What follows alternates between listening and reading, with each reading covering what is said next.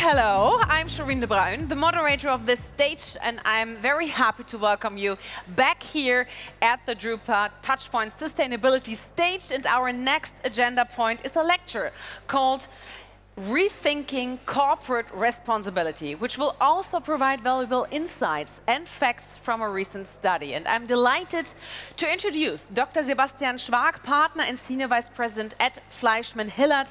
And Dr. Schwark leads the corporate reputation consulting practice and is based in Berlin, working with his team across the EMEA region. For him, reputation is more than just spin. It is the product of behaviors and social engagement. And Dr. Schwark's personal mission is to help clients exceed expectations through far-sighted decisions with a positive societal impact. Let's learn more about how companies can rethink their responsibility in these challenging times. And please join me in welcoming Dr. Sebastian Schwark.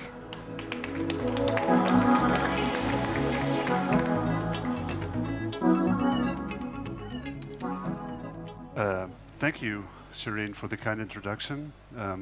Thanks for the interest and coming today. As mentioned, I'm a partner at FleishmanHillard. We're a global communications firm and management consultancy. And the thoughts I'm presenting today are building on a study that we conducted of the sustainability communications of 11 European corporations. One of the main findings that I think is relevant for everyone here today is the fact that virtually every company that we looked at is claiming to be sustainable in some way, shape, or form. But there's no agreement, no shared understanding as to what sustainability is. So sustainability is obviously an important topic, but it's poorly understood in my mind.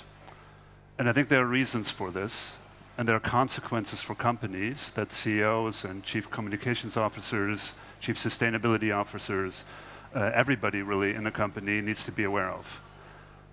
So what I'm going to try today is take a step back and understand what is happening in the field of sustainability and why it's happening and what companies need to do about this or can do about it. Let's see whether this works. Yeah. So the fact is that we're living in a time of great change. Our societies are transforming, and our businesses are transforming. There are new risks, there are new opportunities, and we believe that this change is driven by several factors, and we isolated four drivers of a transformation that I would like to talk you through. The first driver of change is the realization, or the acceptance, if you like, that we need to live in with our planetary boundaries. There's, of course, climate change, so the climate challenge that we're facing, but it's much more than that. It's biodiversity, it's water scarcity, or more generally, resource scarcity, and so on. The second driver we identified is technological disruption. We're talking a lot about digitalization here at drupa, but technological disruption goes beyond that. Essentially, the question is, or the challenge is, that we as humans now have technologies that can fundamentally change society or even destroy society. Think of atomic energy or the atomic age. But today it's cloning, it's nuclear fusion, it's gene editing, it's AI, it's challenges like this. The third driver is geopolitics. We're seeing a massive and ongoing geopolitical polarization. This is driven by conflict, like the Russian aggression against Ukraine, or the Hamas attack on Israel, and the indiscriminate bombing then of the Gaza Strip. But it's also driven by values, by a competition between free societies and authoritarian systems, between the West and China or Russia. And also think of the so-called rise of the rest, as some think tankers might call it, the dynamics of post-colonialism or decolonialization, and how that changes the global balance of power. And finally, the fourth driver of change are what we call the crises of democracy. I just mentioned the global systemic competition between, different types of capitalism, really. But internally in the West, in the advanced Western democracies, the public sphere is disintegrating. It's driven by technological change. We see a crisis in the social system with levels of inequality that we haven't seen since the 19th century. We're seeing inflation, we see fiscal crises, austerity, and last not least, we see widespread popular discontent and the rise of what some people call populism, and particularly on the far right.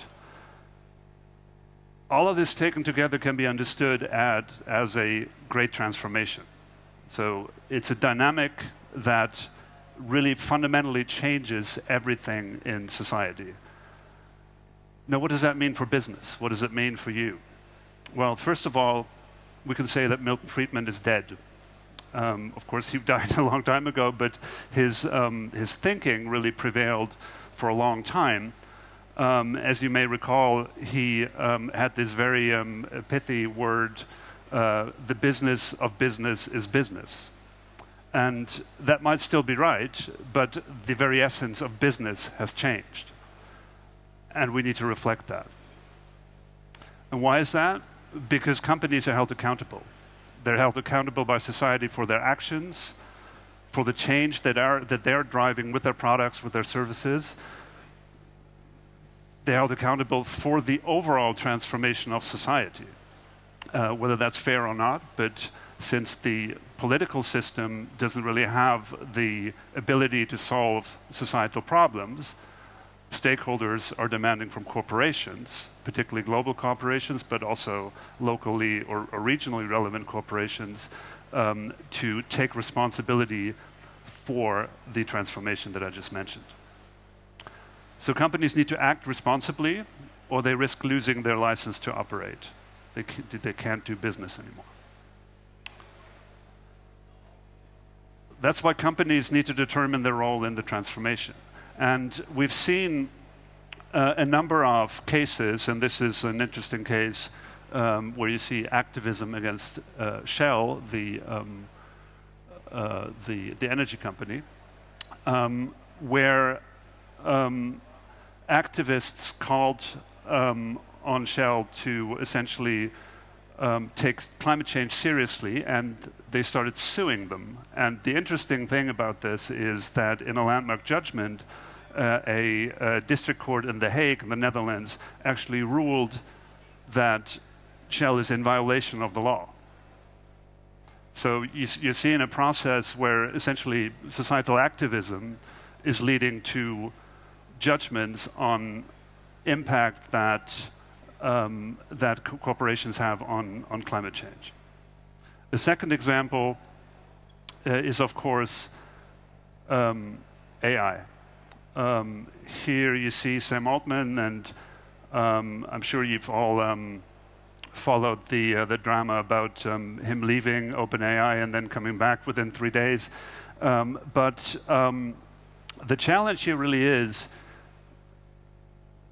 that Sam Altman is at the helm of a company that really has the power to change a lot of things in society, and that he needs to take responsibility for that, and that OpenAI needs to take responsibility for that.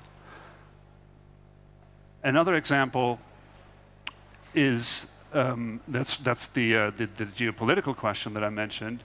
Here you see a Volkswagen, a Shanghai Volkswagen plant in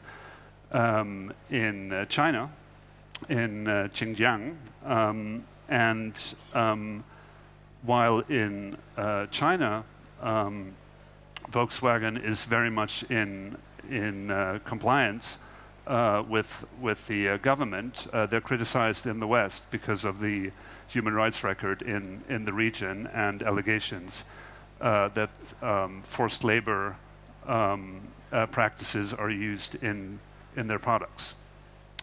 A final example about the impact on corporations. Here you see how Lufthansa is campaigning for Europe, essentially. So they're taking a political position, and this is not just Lufthansa, it's the entire Lufthansa group, it's also other companies, motivated by the idea to take a stand for democracy and European unity because they feel pressured that they need to voice political concerns, which, according to Milton Friedman, wouldn't be their business at all. So why are they doing this? The background is that in this great transformation that we're going through, corporations need to define their role. They need to communicate about their impact on society. And if you look at it schematically, here are two models that I would like to explain to you. On the left-hand side is kind of the old responsibility model, CSR, which also Milton Friedman famously criticized, where essentially you had this idea, there's shareholder value, there's corporate stability or corporate strategy, and then there is, separated from that, societal impact.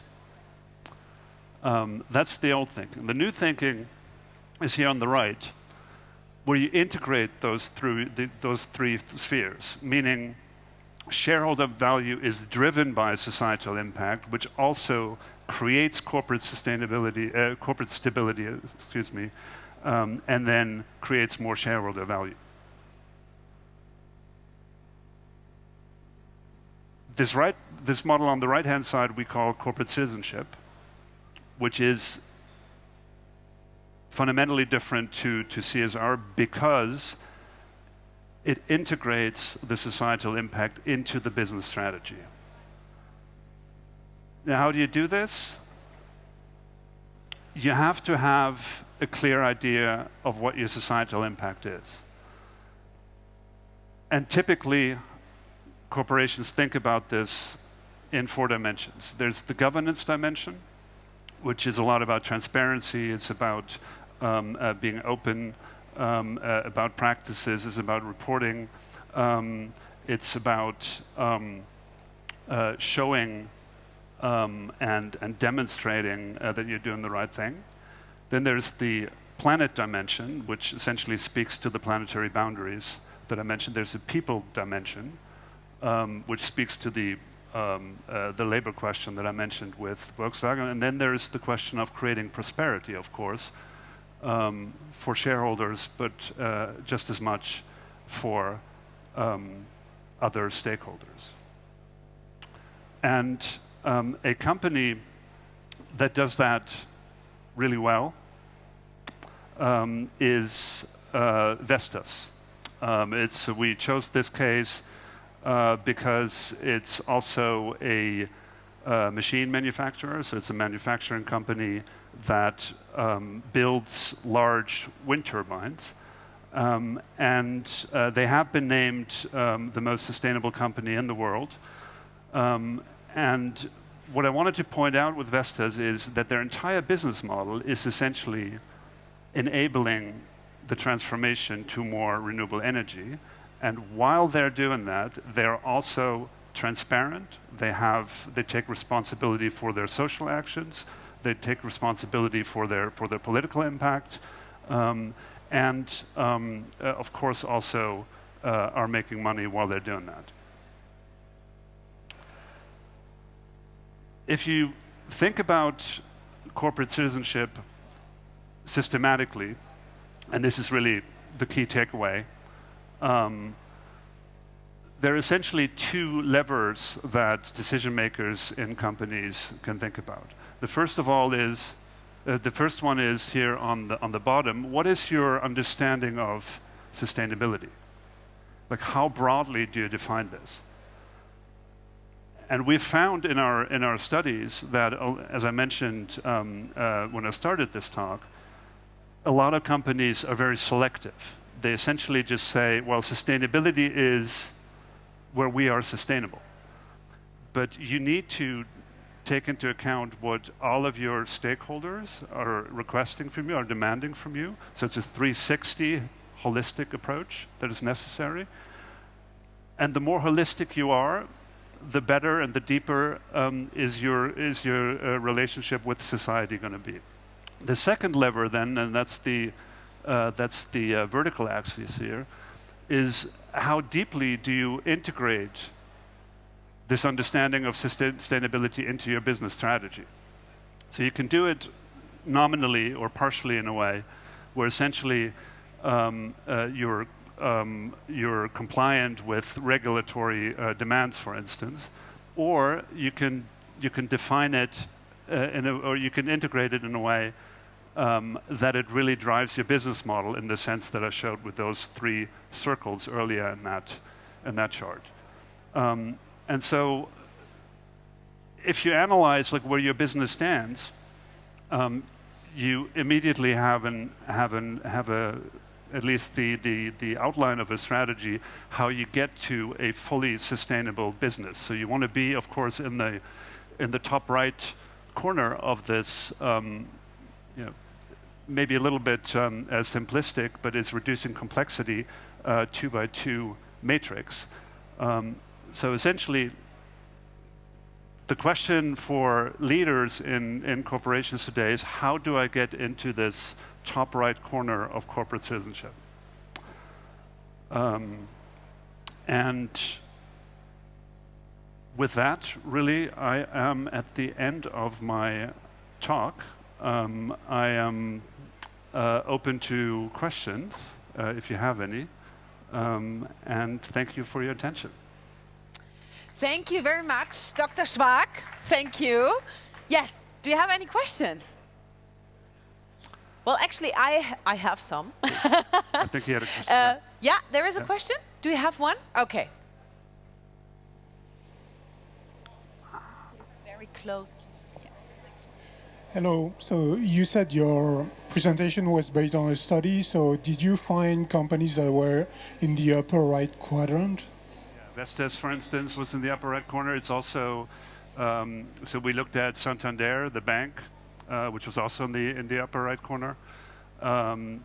There is somewhat counterintuitively, for instance, we found a large chemicals company, Covestro, which is also in the upper right corner. So it's not necessarily a question of whether you're already absolutely sustainable today to be in the upper right corner, but the question is, have you identified your impact on society? Have you defined a pathway to get where you need to be? And are you open and transparent about communicating that with your stakeholders, getting feedback to get better along the way? Mm-hmm. So yes, there are a number of companies. There are also a number of companies in the bottom left corner. Sorry, I can go back to the model.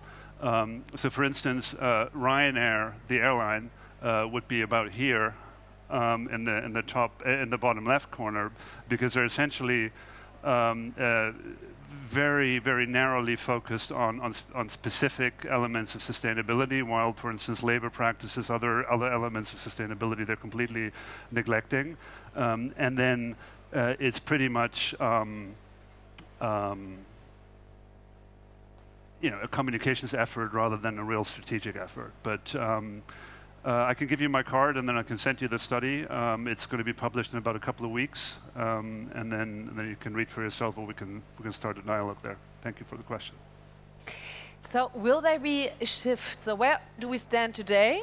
Also with a view on the printing and paper industry, because that's, I think, most important right now in this case. So will there be a shift to the comprehensive side, or what do we see in the future? What is your view on this?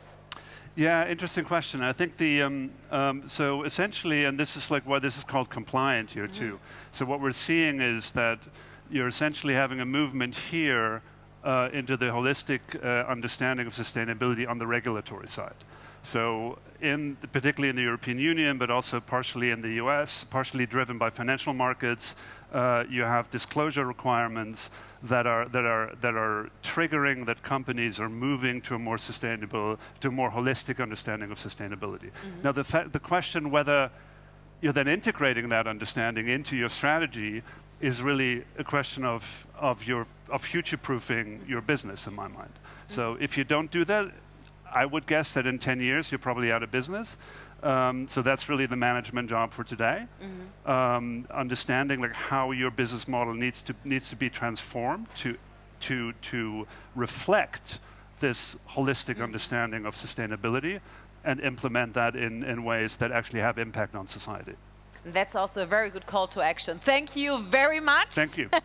Thank you for your perspectives, Dr. Schwark. A big hand for Dr. Schwark. Thank you. Thanks. So, well, if you would like to explore the touchpoint sustainability now, it's a perfect time for that. Our 30 partners are here and they are very happy to welcome you and guide you through the whole value chain with their innovative solutions and best practices on a sustainable future of the printing and paper industry. And we will be back with a live stream here on stage at 4:45.